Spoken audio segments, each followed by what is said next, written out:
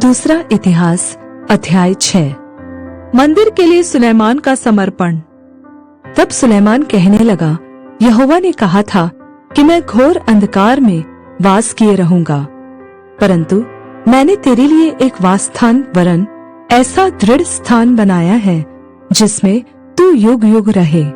तब राजा ने इस्राएल की पूरी सभा की ओर मुंह फेर कर उसको आशीर्वाद दिया, और इस्राएल की पूरी सभा खड़ी रही। और उसने कहा, धन्य है इस्राएल का परमेश्वर यहोवा, जिसने अपने मुंह से मेरे पिता दाऊद को यह वचन दिया था और अपने हाथों से इसे पूरा किया है।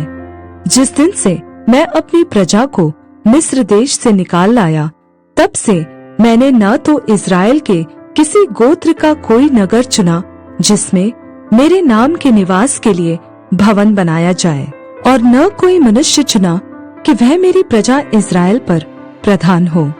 परंतु मैंने यरूशलेम को इसलिए चुना है कि मेरा नाम वहाँ हो, और दाऊद को चुन लिया है कि वह मेरी प्रजा इस्राएल पर प्रधान हो। मेरे पिता दाऊद की यह इच्छा थी कि इस्राएल के परमेश्वर यहोवा के नाम का एक भवन बनवाए, परंतु यहोवा ने मेरे पिता दाऊद से कहा, तेरी जो इच्छा है कि यहोवा के नाम का एक भवन बनाए, ऐसी इच्छा करके तूने भला तो किया, तो भी तू उस भवन को बनाने न पाएगा।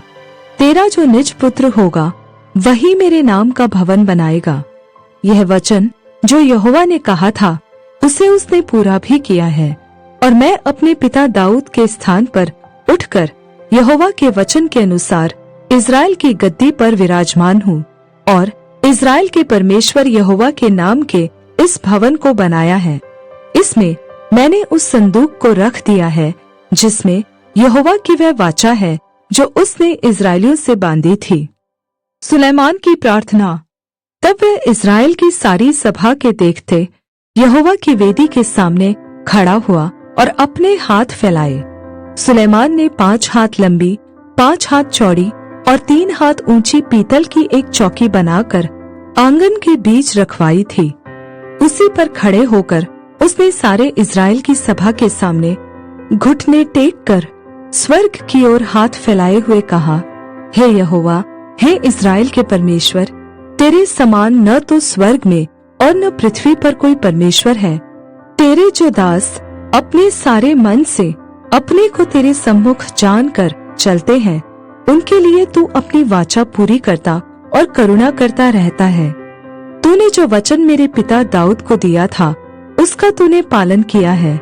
जैसा तूने अपने मुंह से कहा था वैसा ही अपने हाथ से उसको हमारी आंखों के सामने पूरा भी किया है।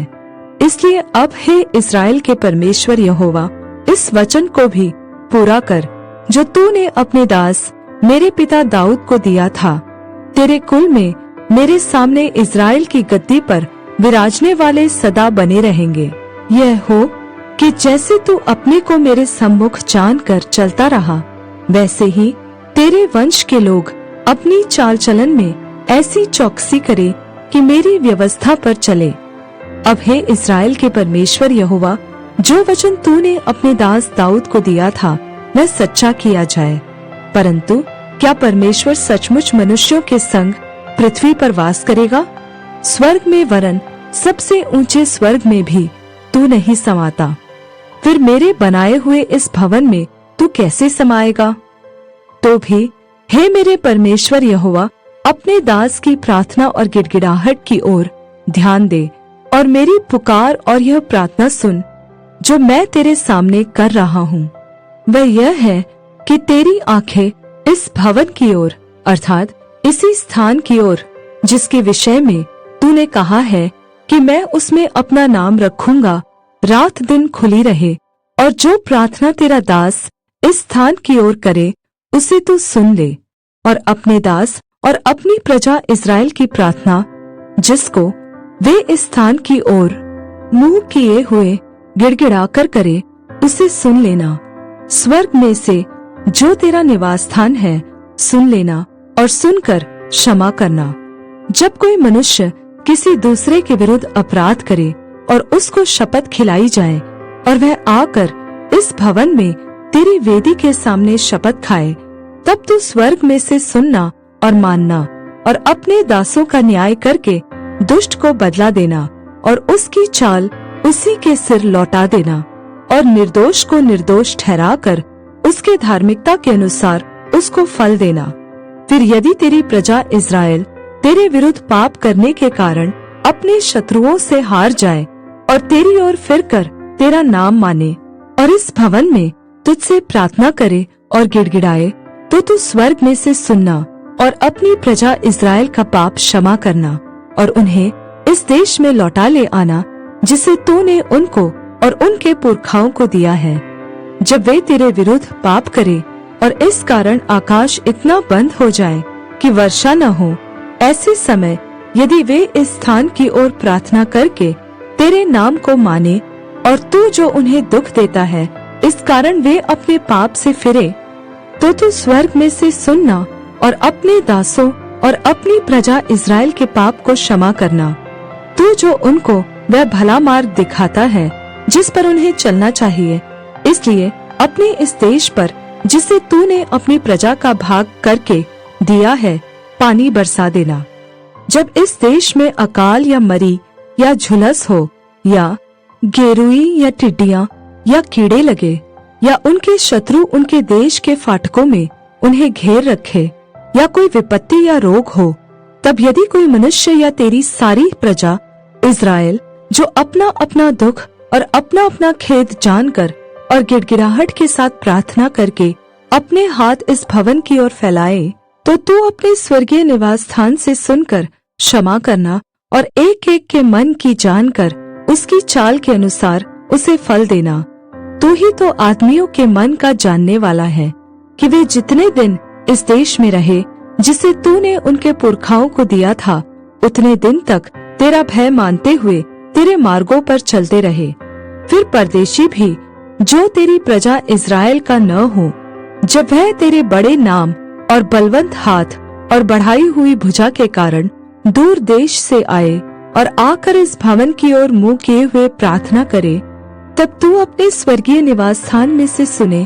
और जिस बात के लिए ऐसा परदेशी तुझे पुकारे उसके अनुसार करना, जिससे पृथ्वी के सब देशों के लोग तेरा नाम जानकर तेरी प्रजा इस्राएल के समान तेरा भय माने और निश्चय करे कि यह भवन जो मैंने बनाया है वह तेरा ही कहलाता है।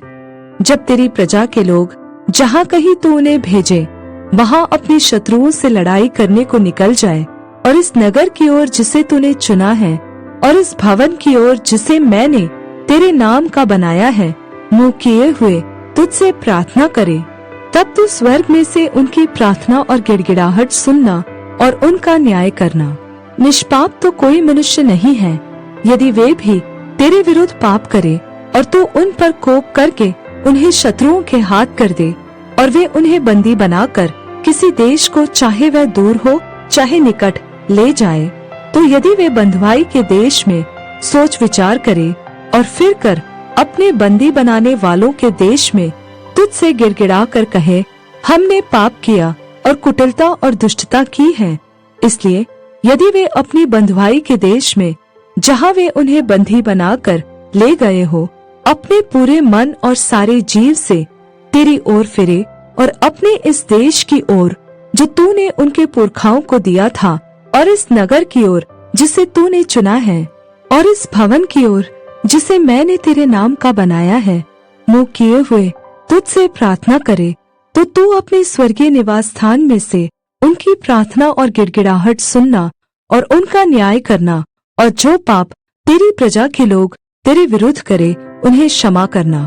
और हे मेरे परमेश्वर, जो प्रार्थना इस स्थान में की जाए उसकी ओर अपनी आंखें खोले रहे और अपने कान लगाए रख।